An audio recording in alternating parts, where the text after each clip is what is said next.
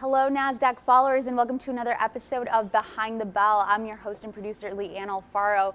Joining me right here to kick off San Diego week at Nasdaq for the closing bell is Juergen Stark. He's CEO of Turtle Beach. Now, Turtle Beach, if you haven't heard of them, dominates when it comes to audio, in particular for gaming. If you know any gamers, they definitely know of Turtle Beach in particular. It dominates for console audio, is what you were telling me. So welcome to the show. Thanks for having me on. Great to be here. Great to have you. Tell us a little bit more about the history of Turtle Beach and the audience that you serve. Sure. So Turtle Beach is actually over 45 years old, always been in audio, and for the last 10 years has been the innovation and market leader in headsets for gamers on Xbox and PlayStation. Over 40% market share, and we recently acquired a company that does keyboards and mice for gamers as well. So while our history is all associated with headsets for gamers, we're now also moving into keyboards and mice for gamers. Fantastic. So tell me about what the industry looked like when Turtle Beach first came on the scene and what it looks like today. Sure, so going back about 10 years, Xbox and PlayStation games were mainly single-player games. There was not very much multiplayer game. There wasn't Xbox Live and the PlayStation Network. People played by themselves or with a couple friends in the local room. And the big change over the last 10 years is that multiplayer gaming has taken off. So Xbox Live got introduced in the meantime and probably started really growing about 6 to 7 years ago with Call of Duty and multiplayer games that people would then play with their friends located in different places. And so that's been steadily growing, and the industry when you play multiplayer and you play with friends, you want to have a headset because you're talking to your friends and you want to hear the game audio very well. And that really got kicked in to overdrive last year with the launch of some Battle Royale games, which is a very competitive social type of gaming, Fortnite being the brand that everybody knows.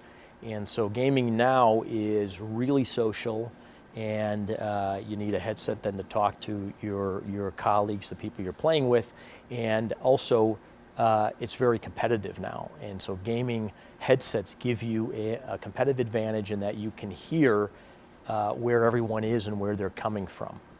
Fantastic. Now, tell me a little bit about who knows the brand. I mean, obviously gamers are a big presence here, but where are you right now in terms of the demographics that you serve, and what spaces are you moving into that are new?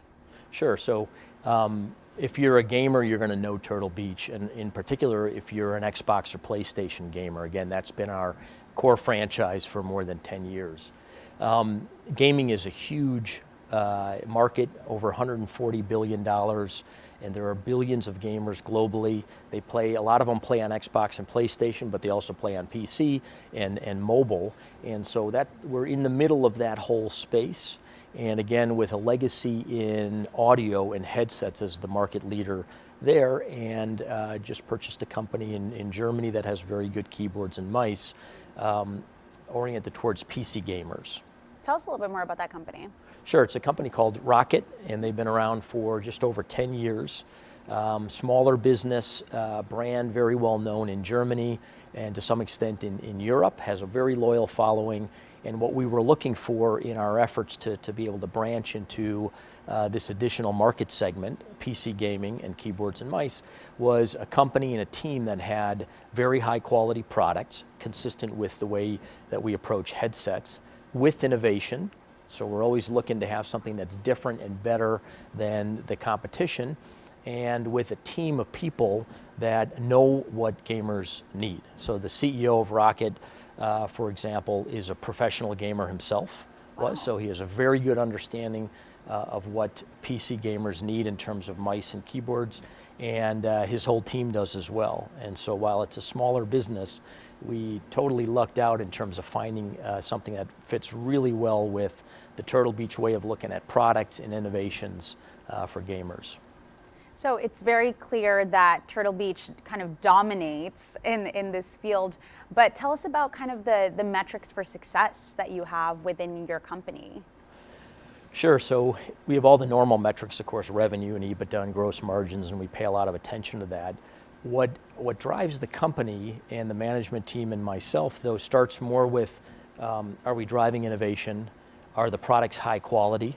So just as an example, we go through the reviews on all of our products on a regular basis at every executive staff meeting, just to look at what's gone up, what's gone down, because at the end of the day, our view and our philosophy is if you deliver great products to consumers and you're innovating and you're differentiating every year, the rest of the metrics, revenues, EBITDA, margins will follow. And so we pay a lot of attention to that.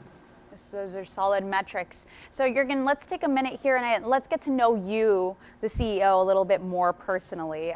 This is what we like to call a lightning round. Okay. Could you start by telling us, I mean, you're in charge of a company, you lead a company that serves a lot of gamers. Are you a gamer yourself? Well, I try to be right. a gamer. I'm not very good.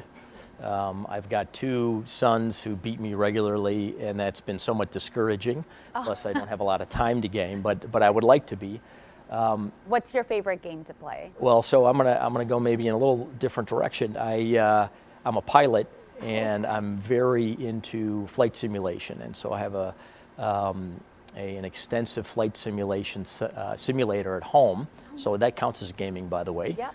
And probably have one of the highest horsepower PC rigs, self-built in terms of just the specs of the rig, that I don't use so much for gaming, but I use it for very realistic flight simulation, literally training and being able to do things, practice things at home instead of in the plane. Well, there is a fun fact. Now, originally the question I had for you is, if someone wants to get into, a younger professional wants to get into the industry, what advice you'd have for them? And you said, well, Turtle Beach does have a huge part in the industry. So if someone wanted to come and work for Turtle Beach, what do you look for in an employee?